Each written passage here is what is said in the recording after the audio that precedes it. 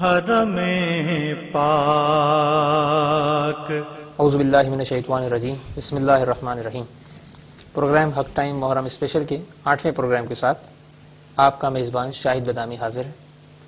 واقعہ کربلا اور امام حسین کی شہادت کے پس منظر کو سمجھنے کے لیے حق ٹی وی کی یہ کاوش ہے، حق ٹی وی کا یہ پروگرام ہے جو آپ محرم کے دنوں میں، محرم کے عشر اول میں روزانہ اسی وقت ملاحظہ فرماتے ہیں۔ آج بھی ہمارے ساتھ اس پروگرام میں ہمارے مہمان ہیں مولانا محمد رضا داؤدانی صاحب۔ مولانا صاحب، میں آپ کو اس پروگرام میں خوش آمدید کہتا ہوں۔ شکریہ مولانا صاحب، پچھلے 7 پروگرامز میں ہم نے پورا جو واقعہ کربلا کے پس منظر کو سمجھنے کی کوشش کی، اور ہم نے یہاں تک ڈسکس کیا کہ امام حسین علیہ السلام 2 محرم کو کربلا کی سرزمین پر پہنچ گئے۔ جی، اب ظاہر ہے کہ ہمیں اپنے ڈسکشن کو یہاں سے آگے بڑھانا ہے، تو سب سے پہلا سوال جو میں آپ سے کروں گا وہ یہ کہوں گا کہ 2 محرم کو لشکروں کی تعداد کی کیا صورتحال تھی؟ امام حسین علیہ السلام کے لشکر میں یا ان کے ساتھیوں میں کتنے افراد تھے؟ سامنے جو لشکر تھا، جو مخالفین کا لشکر تھا، ان کی تعداد کیا تھی؟ صحیح۔ بسم اللہ الرحمن الرحیم۔ جہاں تک امام مظلوم کے لشکر کی تعداد کا تعلق ہے تو اس میں تو خیر 19-20 کا ہی فرق ہوا بعد میں، اور عاشور تک پھر وہی تقریباً جو اسٹرینتھ تھی وہ کانسٹنٹ ہی رہی ہے۔ مگر جہاں تک مخالف لشکر کا تعلق ہے، یزیدی لشکر کا تعلق ہے، تو اس کے اندر ہم دیکھتے ہیں کہ ظاہر ہے کہ گریجول انکریز ایک اس کے اندر نظر آتا ہے۔ ظاہر 1000 کا لشکر تو ہور کے ساتھ ہی تھا۔ سب سے پہلے تو اسی لشکر وہی لشکر جو کربلا پہنچا ہے، صحیح، تو 1000 سپاہی جو ہر کے تھے وہ تو موجود ہی تھے۔ ٹھیک۔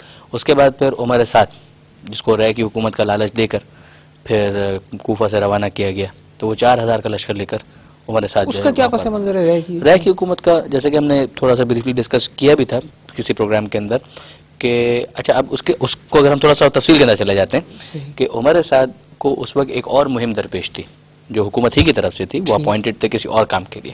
وہ کام یہ تھا کہ عجم میں تھوڑا فارس کی طرف ریزسٹنس تھی اور کچھ قبضہ ہو گیا تھا کسی زمین وغیرہ کے اوپر، تو عمر سعد کو تو وہاں بھیجا گیا، تو عمر سعد کو وہاں پر بھیجا جا رہا تھا، اور وہ بالکل ریڈی تھا، یعنی ریڈی فار ڈپارچر، 4000 کا لشکر جو بالکل ریڈی تھا کہ وہاں پر جائے۔ اب اس موقع پر جب کربلا کے اندر یہ ساری ڈیولپمنٹس ہو رہی تھیں تو اب فوراً، یعنی یہ 2 محرم کے آس پاس کی ہی بات ہے کہ جب عمر سعد کو ابن زیاد نے کال کیا اور یہ کہا کہ وہ جو رے کی حکومت کا ہم نے تمہیں پروانہ دیا تھا وہ دے دیا گیا تھا کہ تم نے وہاں پر جانا ہے، جانے کے بعد اس جو پرابلم ہے اس کو ختم کرنا ہے، اور اس کے بعد پھر رے کی جو حکومت ہے وہ تمہارے نام ہے، تم وہاں کے حاکم ہو، وہاں کا تمہیں سارا معاملہ دیکھنا ہے۔ تو وہ ایک طرح سے وہ جگہ کوفہ چھوڑ کر جا رہا تھا عمر سعد۔ صحیح۔ مگر at that point of time جب یہ کہا گیا کہ بھائی اس سے پہلے کہ تم وہاں جاؤ، پہلے کربلا کی مہم جو ہے وہ بھی تمہارے حصے میں آئی ہے، جاؤ جا کر پہلے امام حسین سے نپٹو، تو ظاہر ہے وہ ایک گستاخی کا انداز اور ایک بدتمیزی کا جو انداز اس کا ابن زیاد کا ہو سکتا تھا وہ اس نے اختیار کیا۔ صحیح۔ اور اب عمر سعد کو بھی، اب عمر سعد کا مسئلہ یہ تھا کہ وہ جانا نہیں چاہ رہا تھا۔ ظاہر ہے کہ وہ بہرحال یعنی عام اصطلاح کے اندر جو تابعین میں اس کا شمار ہوتا تھا، خود اس کے والد جو سعد بن ابی وقاص فاتح عراق جن کو کہا جاتا ہے، تو وہ تو پیغمبر اکرم کا تو زمانہ بہرحال دیکھے ہوئے تھے۔ صحیح۔ تو اب یہ عمر سعد تک بھی تو باتیں تو پہنچی تھی کہ حسن اور حسین جنت کے جوانوں کے سردار ہیں اور یہ تمام تر جو روایتیں، تو اس کے بعد پھر بہرحال اس کا ضمیر مان نہیں رہا تھا، مگر پختگی کا وہ عالم بھی نہیں تھا، یعنی اس اعتبار سے ہم نہیں کہ عمر سعد جو ہے کہ بہت متقی مومن پرہیزگار آدمی تھا، تو اس دنیا کی رنگینی میں تو وہی جو رے کے حوالے سے اس کے الفاظ ہیں کہ رے جو ہے میری آنکھوں کی ٹھنڈک ہے، اگرچہ قتل حسین کے نتیجے میں جہنم میں جانا پڑے گا، مگر پھر وہ ادھار اور نقد کے معاملات۔ اور اس کے بعد الٹیمیٹلی اس نے جو آخرکار فیصلہ کیا وہ یہی کیا کہ میں کربلا جاؤں گا اور حسین سے جنگ کروں گا۔ اس سے پہلے کوشش کرتا رہا، ابن زیاد کے پاس گیا کہ مجھے تو آلریڈی آپ نے ایک مہم کے لیے بھیجا ہوا ہے، اور یعنی میرے نام پر وہ مہم ہے، تو اور دوسرے افراد موجود ہیں صحیح، جو بہت قابل بھی ہیں اور بہادر بھی ہیں اور شجاع بھی ہیں، انہیں اس نے کچھ نام بھی لیے۔ صحیح۔ لیکن ابن زیاد نے یہ کہا کہ نہ، میں نے تم سے مشورہ مانگا ہے، تمہیں اگر رے کی حکومت چاہیے تو یہاں جانا پڑے گا، ادروائز رے کی حکومت کو بھول جاؤ۔ تو اس 1000 کے لشکر میں ایک تو عمر سعد کے 4000 افراد جو ہیں یہ شامل ہو گئے، 5000 ہو گئے۔ اب اس کے بعد جو ہم سنتے قادسیہ کے مقام پر یہ کوتوال ہے وہ تو یہ 40000 اور اس کی کہانی۔ جی ہاں بالکل وہی، یعنی یہ تقریباً قادسیہ کے مقام پر جو حسین بن تمیم کی جو کوتوال کوفہ آپ کہہ لیجئے، یہ اس کے پاس 3000 کا لشکر موجود تھا، اس کو بھی کہا گیا کہ تم بھی وہاں پر شفٹ ہو جاؤ۔ اچھا، تو یہ بھی 3000 کا لشکر یہ آ گیا مزید، تو وہ 4000، 1000، 5000 اور پھر یہ 3000۔ اب سامنے اگر آپ افراد دیکھیں تو ان کی تعداد جو مشہور ہے 72۔ صحیح۔ اگر آپ بیویوں وغیرہ کو تو ہٹا دیجئے، جو یعنی میدان کے اندر یہ مشہور تعداد ہے، اس کے اندر آپ وہاں جو آنے کی تعداد نظر آ رہی ہے ان میں تو ایک حبیب بن مظاہر کا یعنی اکا دکا کچھ افراد ہیں کہ جو آ کر امام کو جوائن کرتے، بہت محدود تعداد جو جوائن کرتے ہیں۔ تو اب اس میں 72، 100، 150، اس سے زیادہ تو کسی نے بھی نہیں کہا کہ امام حسین علیہ السلام کے جو لشکر کی تعداد ہے وہ 150 سے زیادہ ہو، 150 میکسیمم. اب سامنے کی طرف اگر آپ دیکھیں تو 1000 پھر 4000 پھر 3000 یہ اس طرح کی تعداد بڑھ رہی ہے. پھر ہوا یہ کہ ابن زیاد نے تو کوفے شہر کے اندر باقاعدہ ایک اناؤنسمنٹ یہی ہے کہ جو بھی اس قابل ہے اسے کربلا آنا ہے لڑنے کے لیے صحیح. امام حسین کے خلاف. صحیح. اگر امام حسین کی مدد کے لیے کوئی جا رہا ہے اس کو گرفتار کیا جا رہا ہے. اچھا. اگر گمان بھی ہو جائے کہ یہ جا رہا ہے تو اسے گرفتار کیا جائے گا. اور نہ فقط یہ بلکہ بصرہ دوسرے مدائن وغیرہ ان سب کی ناکہ بندی کرا دی گئی کہ کوئی کسی بھی جگہ سے کوئی امام حسین علیہ السلام کی مدد کے لیے نہ جا پائے. لہذا بہت سے افراد راستے کے اندر گرفتار بھی ہوئے. ایسے بھی تھے کہ بہت سے افراد خود ابن زیاد جو ہے وہ نخیلہ کے اندر کوفہ سے باہر آ کر نخیلہ کے علاقے میں آ کے وہ قیام پذیر ہو گیا. یعنی وہیں پہ اس نے اپنا خیمہ گاڑ دیا گویا کہ بھائی میں جو فوج جا رہی ہے اس کو خود مانیٹر کروں گا کہ لوگ جا رہے ہیں یا نہیں جا رہے ہیں. یعنی یہ بھی ایک وجہ بنی امام حسین کے لشکر کی تعداد کی کمی کی ایک وجہ یہ بھی تھی. اب وہاں سے جو افراد جا رہے تھے وہ یعنی ابن زیاد ان کو باقاعدہ بھجوا رہا تھا. اور اگر کسی کے بارے میں پتہ چل جائے کہ جا سکتا ہے اور نہیں جا رہا ہے تو یا قتل کر دیا جائے گا یا گرفتار کر لیا جائے گا. یہاں تک کہ انٹرسٹنگلی اس میں ملتا ہے کہ شام کے علاقے کا رہنے والا ایک شخص اپنے کسی متروکہ کسی زمین کے کسی کیس کے اندر اس کو حل کرنے کے لیے آیا ہوا تھا. اور اس کو کہا گیا، اس نے کہا میں تو یہاں پر رہنے والا ہی نہیں ہوں، میں تو یہاں پر آیا ہوں کسی اور کام کے لیے، تو مجھے کیوں؟ کہا کہ نہیں، اور اس کی بھی گردن مار دی گئی. تو اب لوگوں کے دلوں میں ایک ہیبت طاری ہے کہ اگر نہیں گئے تو یہ مسئلہ ہوگا. یعنی جو لڑ سکتا ہے جاؤ، جو لڑ سکتا ہے وہ جائے. تو پوری جو کوفہ کی جو آبادی، جو قابل جنگ آبادی ہے، وہ ساری کی ساری آپ یوں سمجھیے کہ کربلا کے اندر انڈیل دی گئی. اب اس کے بعد پھر اس کی تعداد کے حوالے سے جو فیگرز آتے ہیں، بعض میں 30,000، بعض میں 20,000، بعض میں 35,000، بعض میں 1,00,000 تک بات جاتی ہے. مگر یہ سب خلاصہ یہ ہے کہ پورے جو کوفے کی لڑنے کے قابل آبادی ہے وہ سب کے سب کربلا کے میدان کے اندر امام حسین علیہ السلام کے خلاف پہنچ چکے ہیں. عاشور تک یہ ڈیولپمنٹ ہو چکی ہے. اب وہاں ہور بھی ہے جی، دوسرے بہت سارے افراد آ رہے ہیں. پھر عمر ابن سعد کو کیوں وہاں پر ایک سردار؟ عمر سعد کو تو آپ دیکھیے تو ہور تو ایمرجنسی کا ایک معاملہ تھا.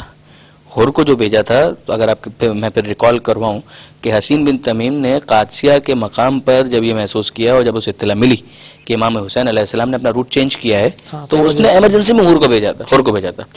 ہور ایکچولی تو کربلا کی مہم کے لیے اپوائنٹ نہیں کیا گیا. اب دوسری طرف جو یہاں سے کوفہ کی طرف سے جو باقاعدہ کسی کو سردار بنایا گیا وہ عمر سعد. وہ عمر سعد. اچھا، پھر ایک اور جو چیز ملتی ہے کہ عمر ابن سعد جو ہے اس نے ٹرائی بھی کی ہے، کوشش کی ہے کہ کچھ ہو جائے، صلح وغیرہ ہو جائے. جی ہاں، اس لیے کہ وہ اندر سے تو محسوس کر رہا تھا. یہ وہ ہے کہ جس کو یعنی رحمان کو بھی راضی کرنا ہے اور شیطان کو بھی راضی کرنا ہے. یہ اگر کوئی ایسی چیز مل جائے کہ جس کے اندر دیکھیے، جیسے ہم کہتے ہیں قرآن مجید کے اندر ہے کہ ربنا آتنا فی الدنیا حسنہ وفی الآخرۃ حسنہ وقنا عذاب النار، کہ اے پروردگار دنیا کی بھی اچھائیاں دے، آخرت کی بھی اچھائیاں دے، اور جہنم کے آگ سے محفوظ رکھے. یہ تو بہترین چیز ہے. مگر مسئلہ کیا ہوتا ہے، گڑبڑ کیا ہوتی ہے کہ بھائی جب دو چیزوں میں ٹکراؤ ہے، دنیا اور آخرت، اگر دنیا لوگے تو آخرت جائے گی، اگر آخرت لوگے تو دنیا جائے گی. یہ آتی ہے کبھی کبھی، ایسا موڑ آتا ہے، ایک ایسی سچویشن آتی ہے کہ انسان کو فیصلہ کرنا ہوتا ہے. وہ یہ مرحلہ جو ہوتا ہے نا، اس میں پھر دنیا کو ترک کرنا ہوتا ہے. اس میں ٹیسٹ ہے ایک طرح سے، پوری زندگی میں نہیں، مگر یہ جہاں پر آخرت کے ساتھ ٹکرا ہو جائے، اب یہ اس کے لیے راضی نہیں تھا. وہ چاہے کسی طرح سے یہ بھی مل جائے اور وہ بھی مل جائے. کیسا ہوگا کہ انسان ابو جہل کا بھی کلمہ پڑھ لے، پیغمبر اکرم کا بھی کلمہ پڑھ لے؟ کیسے ہو سکتا ہے؟ صحیح. اب تو فرعون کا بھی کلمہ پڑھ لے اور موسیٰ علیہ السلام کا بھی کلمہ پڑھ لے، نمرود کو بھی مان لے اور ابراہیم علیہ السلام کو بھی مان لے، تو نہیں ہوگا. صحیح. یہ تو یہ وہ تولا اور تبرہ کی وہ پوزیشن ہے کہ جہاں پر انسان کو ایک واضح سٹینڈ لینا ہوتا ہے. یہ عمر سعد نہیں لے پا رہا تھا، لیکن چاہ رہا تھا کہ کسی طریقے سے وہ رہ گی حکومت بھی باقی رہ جائے، اور بالآخر وہ جو جہنم کی آگ والا معاملہ ہے، چاہے عقیدہ کتنا کمزور ہے کچھ بھی ہے، مگر یہ کہ وہ والا بھی ایک جو خطرہ ہے برطرف. کیا انیشیٹو کیا لیا اس نے؟ کربلا پہنچنے کے بعد امام حسین علیہ السلام کے پاس ایک نمائندہ بھیجنے کا ایک فیصلہ کیا کہ بھائی ایک میرا نمائندہ جائے، خود نہیں، نمائندہ، ٹھیک ہے، اور وہ جا کر امام حسین علیہ السلام سے مذاکرات کرے، پوچھے کہ یہاں پر آپ کیوں تشریف لائیں، یعنی آپ کوفہ شہر کیوں آنا چاہ رہے تھے، کیا وجہ ہے شہر میں کیوں آپ تشریف لائیں.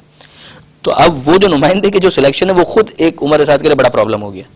جیسے عمر سعد نے پہلے ایک کو نمائندہ بنایا تو اس نے کہا کہ نہیں میں تو نہیں جا سکتا ایسے. وہ خود ان لوگوں میں شامل تھا جس نے دھوکے سے خط لکھے تھے.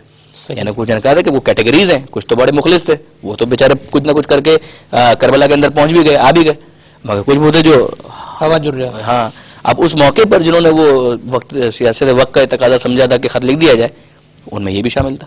میں نے کہا میں تو نہیں جا سکتا، میں کیا پوچھوں جا کر کے آپ کیوں تشریف لائیں. اب اس کے بعد ایک اور کو اس نے کہا کہ بھائی تم جاؤ، تو اس نے کہا کہ یعنی کوشش کرتا ہے، ایک نے کہا کہ آپ مجھے بھیجو، اگر تم کہو تو میں تو اسی وقت جا کر قتل بھی کر دوں، میرے لیے کوئی مشکل نہیں ہے. دونوں قسم کے لوگ ہیں. اب یہ آیا اور اس نے عمر سعد نے کہا کہ نہیں قتل وتل تو مجھے نہیں کرنا ہے ابھی، اور جاؤ اور جا کر یہ مذاکرات کرو. وہ آیا. ابو ثمامہ ساعدی اس وقت امام کے خیمے کے پاس کھڑے تھے, تو وہ اس کو پہچانتے تھے کہ یہ کتنا شریر انسان ہے, شیطان صفت ہے. تو کہا کہ تم اپنی تلوار چھوڑو پھر اندر جانے دوں گا ورنہ نہیں جانے دوں گا. کہا کہ نہیں یہ تو نہیں ہو سکتا. کہا کہ ٹھیک ہے پھر تمہاری تلوار کے قبضے پر ہاتھ میرا ہوگا. کہا کہ نہیں اس کی بھی میں اجازت نہیں دے سکتا. کہا کہ ٹھیک ہے تم پھر مجھے بتاؤ, میں تمہارا پیغام لے کر اندر جاتا ہوں, جو جواب ہوگا وہ تمہیں پاس آن کروں گا. ٹھیک. کہا یہ بھی مجھے قبول نہیں. وہ گیا عمر سعد کے پاس اور جا کر اس نے بتایا کہ یہ جو معاملات اس طریقے سے ہوئے. اس کے بعد عمر سعد نے ایک دوسرے کو بھیجا, ایک اور کو, کہ وہ جائے اور بات کرے. اچھا یہ کچھ نسبتاً معقول آدمی تھا. وہ آیا امام حسین علیہ السلام کے پاس اور امام سے اس سے سوال کیا. امام نے یہ جواب دیا کہ جو اب تک امام کہہ رہے تھے حر کے سامنے کئی دفعہ یہ بات بیان کی جا چکی تھی, وہ مگر وہ ہوتا ہے کہ جو مذاکرات ونس اگین ایک شروع ہوئے اور حر کے پاس اتنے پاورز بھی نہیں تھے. عمر سعد تو ابھی ایک آفیشیل سالار لشکر بن کر آیا ہے. تو عمر سعد تک یہ پیغام پہنچایا قرہ ابن قیس نے جو اس کا نمائندہ تھا کہ بھائی امام حسین علیہ السلام تو یہ کہہ رہے ہیں کہ مجھے یہاں والوں نے خط لکھے تھے, لہٰذا میں آیا ہوں, اگر یہ لوگ نہیں چاہ رہے ہیں تو میں چلا جاتا ہوں, اس میں کیا مسئلہ ہے, یعنی یہاں پر آنے میں اعتراض ہے, میں یہاں سے چلا جاتا ہوں.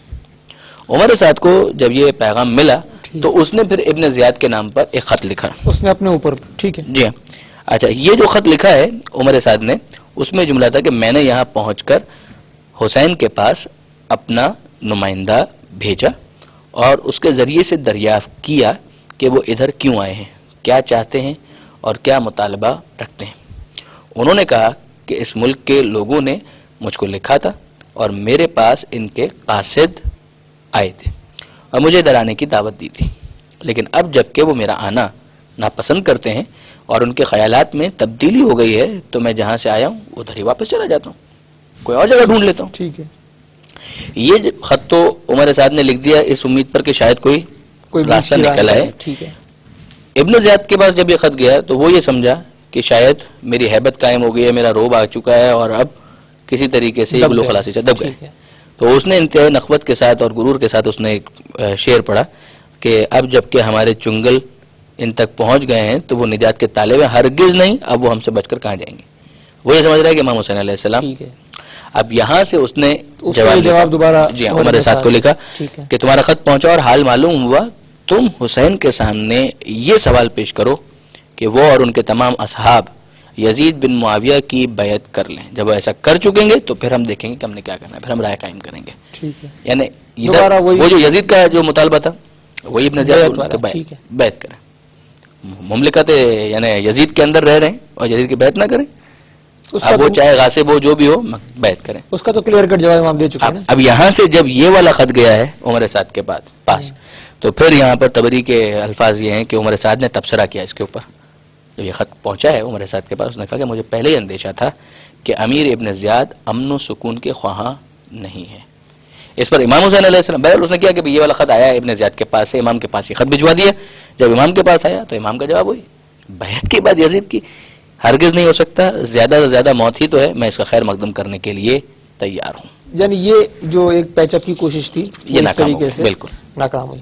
اسی سلسلے کو ہم آگے بڑھاتے ہیں, لیکن لیتے ہیں چھوٹا سا بریک کے بعد دوبارہ حاضر ہوتے ہیں. خوشا دن حرم پاک, خوشا دن حرم پاک.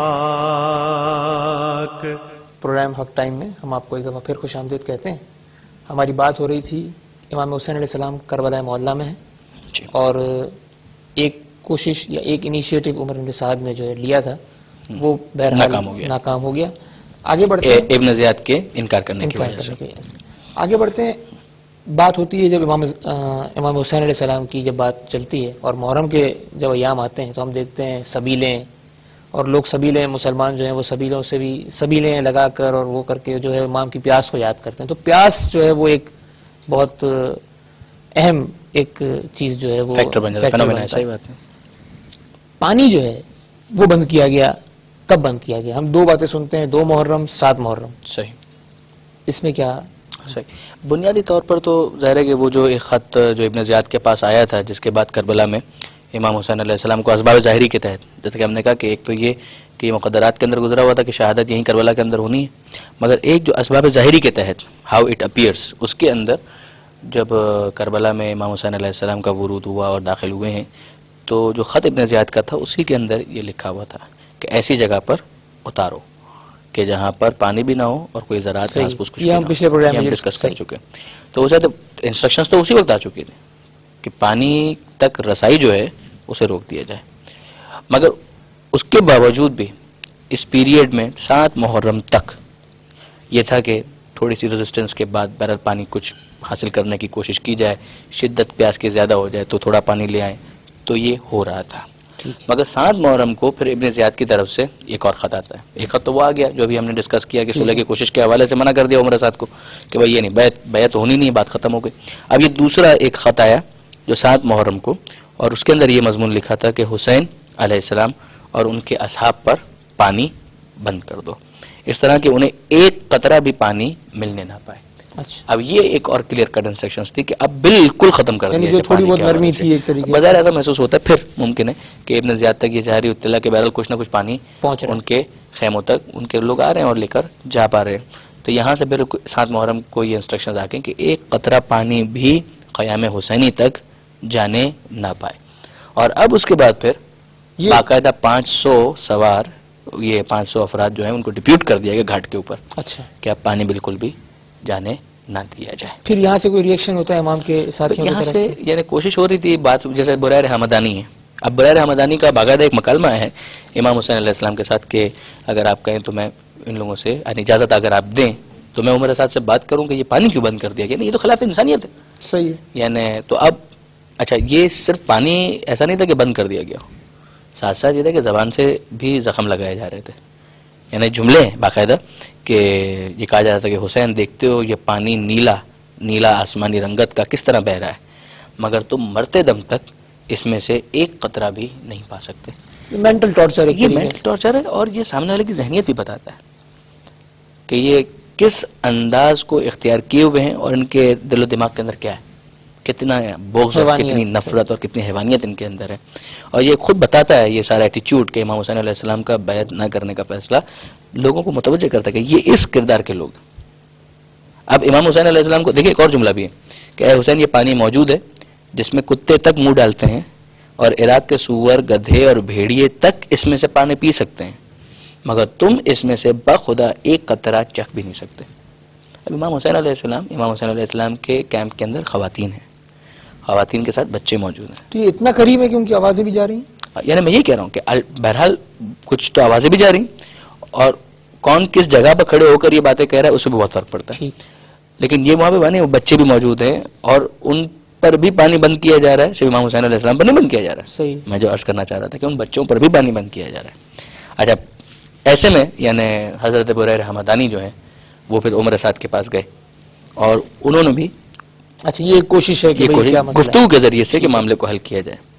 وہ کہتے ہیں کہ تم کیسے مسلمان ہو کہ آل رسول کے قتل پر تیار ہو کر آئے ہو, پھر اس پر طرح یہ ہے کہ یہ آب فرات ہے جس میں سے عراق کے کتے اور سور تک پانی یعنی حیوان تک پانی پی رہے ہیں, مگر یہ حسین ہیں اور ان کے اہل حرم اور اعزہ اور اقارب کے پیاس سے ہلاک ہو رہے ہیں اور انہیں فرات کے پانی تک پہنچنے نہیں دیا جاتا. اب اس میں مولانا صاحب کا جواب آپ سنیے.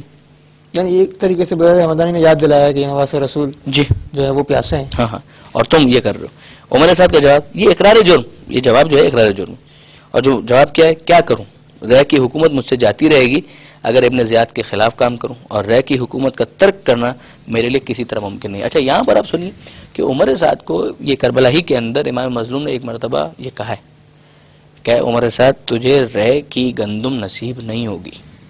صحیح. یہ امام نے باقاعدہ اس کو انفارم کیا تھا, پرائر انفارمیشن, ٹھیک, کہ یہ یاد رکھنا جس کے لیے یہ سب کر رہا ہے دنیا کے لیے, دنیا میں رہ کی حکومت کے وہ بھی نہیں لیے, ملے. وہ رہ کی گندم تجھے نصیب نہیں ہوگی. اب اس موقع پر اس نے مسخرے پن کا مظاہرہ کیا تھا, گندم نصیب نہیں ہوگی تو میں جو پر گزارا کر لوں گا.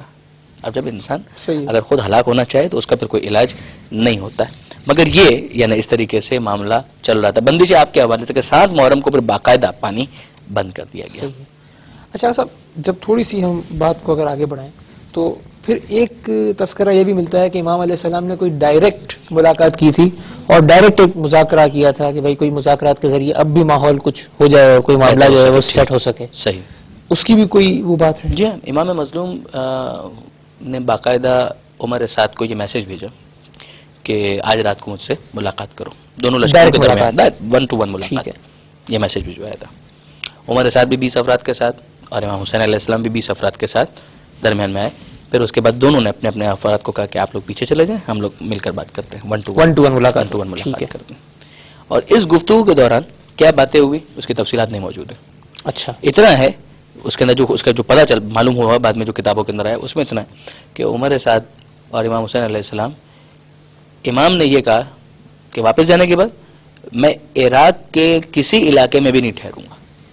اچھا, یعنی مملکت اسلامیہ گویا سمجھ لیجیے کہ مملکت سے ہی میں باہر چلا جاتا ہوں. صحیح, یہی ہے نا کہ یہ مملکت ہے اور یہ عراق کی علاقہ ہے, یہاں پہ لوگ یہ ہو جائیں گا, وہ ہو جائے گا, ساری چیزیں ہو جائے گی, ٹھیک ہے میں یہیں سے چلا جاتا ہوں. اچھا, یہ ہمیں پتہ چلتا ہے چونکہ عمر بن سعد نے باقاعدہ خط بھی لکھا, لیٹر لکھا ہے جی ابن زیاد کو کہ بھئی امام جو ہے وہ یہ کہہ رہے ہیں. اب وہ جو خط ہے اس کے بعد, یعنی یہ ابن زیاد کے نام پر جو خط ہے, اس میں باقاعدہ اس خط کے لکھنے سے پہلے اس گفتگو کے دوران عمر سعد نے کہا کہ ہاں ٹھیک ہے آپ کا انداز صلح والا ہے, خود اقرار کر, آپ صلح کے راستے پر گامزن ہیں اور آپ چاہتے ہیں کہ اس مسئلے کو حل کر دیا جائے. تو اب اس نے ابن زیاد کو ایک اور خط لکھا اور اس خط کے اندر کیا تھا کہ الحمدللہ فتنے کی آگ دور ہو رہی ہے اور مسلمانوں کے شیرازے کے مجتمع رہنے کی صورت پیدا ہو گئی ہے اور امت اسلامی کا معاملہ روب اصلاح ہے. اور آخر میں اس نے اپنی ایک رائے بھی لکھ دی کہ میرے نزدیک اب مخاصمت کی, اب جھگڑے کی کوئی وجہ نہیں ہے اور اب اس معاملے کو ختم ہو جانا چاہیے. اچھا, اب یہ جو ہے اس کے بارے میں ملتا ہے کہ اب جب ابن زیاد نے یہ بار پڑھا کہ اب تو یہ مملکت سے ہی جانے کی بات کر رہے ہیں, اب تو یہ خط کا اسٹائل بھی یہ بتا رہا ہے کہ معاملہ ختم ہے. تو اب اس نے کہا کہ بظاہر تو یہ جو عمر سعد کا یہ خط بہت خیر خواہانہ ہے. اس موقع پر شمر جو ہے وہاں پر موجود تھا اور اس نے یاد دلایا کہ بھائی وہ اصل معاملہ بیعت کا ہے. اچھا, اصل معاملہ تو بیعت کا ہے. اس کے الفاظ بھی میں آپ سے عرض کر دوں کہ جو کتابوں کے اندر آئے ہیں کہ اس نے یہ کہا, تبری کوئی کوٹ کرتے ہیں علامہ سید علی نقوی کہ کہنے لگا کہ بھلا ایسا موقع جس کے ہاتھ آئے وہ اسے چھوڑ دے. حسین آپ کے پاس پہلو میں آ گئے ہیں, اگر آج وہ چلے گئے اور انہوں نے آپ کی اطاعت اختیار نہ کی تو پھر یاد رکھیے کہ قوت و عزت انہی کا حق ہوگا اور کمزوری اور عاجزی آپ کا حصہ. میری رائے میں ان کی یہ خواہش کبھی منظور نہ کرنا چاہیے کیونکہ یہ بڑی ذلت کی بات اور کمزوری کی نشانی ہے. بے شک انہیں غیر مشروط طور پر ہتھیار ڈال دینا چاہیے اور آپ کے سامنے سر تسلیم خم کر دینا چاہیے. پھر آپ انہیں ان کے جرم کی سزا میں نعوذ باللہ قتل کرنا چاہیں تو آپ کو حق اس کا ہے اور اگر معاف کر دیں تو اس کا بھی اختیار ہے. رہ گیا عمر سعد, اس کا کیا ذکر, میں نے تو سنا ہے کہ پوری راتیں وہ حسین کے ساتھ باتوں میں گزار دیتا ہے. یعنی یہاں شمر نے وہ کردار ادا کیا ہے شاہ سے زیادہ شاہ کا وفادار. اور یہاں پر جب یہ عمر سعد نے یہ شمر کے یہ کمنٹس آئے تو اس کے بعد پھر عمر سعد کے نام ایک خط لکھا, یہ ابن زیاد نے, یہ ایک اور خط ہے ابن زیاد نے, اور اس خط کے اندر بڑا تحدیدی اور تنبیہی وارننگ والا خط ہے جس میں لکھا کہ میں نے تم کو حسین کی جانب اس لیے نہیں بھیجا ہے کہ تم ان کے ساتھ مراعات کرو یا ان کے ساتھ معاملات کو طول دو یا ان کو زندگی کی امیدیں دلاؤ یا میرے پاس ان کی سفارش کرنے بیٹھو. دیکھو اگر حسین اور ان کے اصحاب میرے حکم کے سامنے سر تسلیم خم کریں اور اپنے کو میرے رحم و کرم پر چھوڑ دیں تو ان کو خاموشی کے ساتھ میرے پاس بھیج دو اور اگر وہ انکار کریں تو ان پر حملہ کرو. یہ خط 9 محرم کی بات ہو رہی ہے تقریباً. جی, اور ان کے اعضاء و جوارح کو قطع کر دو کیونکہ وہ اسی کے مستحق نعوذ باللہ من ذالک. اور اس کے بعد پھر اور جملے, بڑے سخت جملے ہیں جو ابن زیاد نے لکھے ہیں کہ اگر حسین قتل ہو جائیں تو ان کے سینے اور پشت کو گھوڑوں کے ٹاپوں سے پامال کرو کیونکہ وہ سلطنت کے باغی مخالف اور حریف ہیں. میرا یہ مقصد نہیں ہے, مجھے معلوم ہے کہ اس سے موت کے بعد ان کو کوئی نقصان نہیں پہنچے گا, لیکن یہ زبان سے کہہ چکا ہوں کہ اگر حسین کو قتل کیا تو ان کے ساتھ یہ سلوک کروں گا. اگر تم نے ان احکام کا اجرا کیا تو خیر تمہیں معاوضہ ملے گا جو ایک وفادار و فرما بردار کو ملنا چاہیے, اور اگر تمہیں یہ منظور نہ ہو تو لشکر کی سرداری سے علیحدہ ہو جاؤ اور اس منصب کو شمر کے سپرد کر دو جسے ہم نے پورے طور سے مناسب ہدایتیں کر دی. پھر یہ شمر جو ہے وہ یہ خط لے کر جاتا ہے, لے کر آیا اور اس کو ابن زیاد نے یہ بھی کہہ دیا تھا کہ اگر عمر سعد نہ مانے تو پھر وہ معزول ہے اور تم اس کو بھی قتل کر دو. بہت شکریہ آغا صاحب. ظاہر ہے کہ ہمارا وقت جو ہے ہمیں اس بات کی پرمیشن نہیں دے رہا کہ ہم اس کو مزید اس پروگرام کو آگے بڑھا سکیں. ہم 9 محرم تک ڈسکس کر چکے ہیں. 9 محرم کو ابن زیاد کا جو خط ہے وہ عمر سعد کے نام آتا ہے اور ایک بڑا ہی سخت خط جو ہے وہ آتا ہے. اسی خط کی ڈسکشن سے ہم اپنا کل کا پروگرام شروع کریں گے. فی الحال شاہد بدامی اور مولانا محمد عودانی صاحب کو اجازت دیجیے.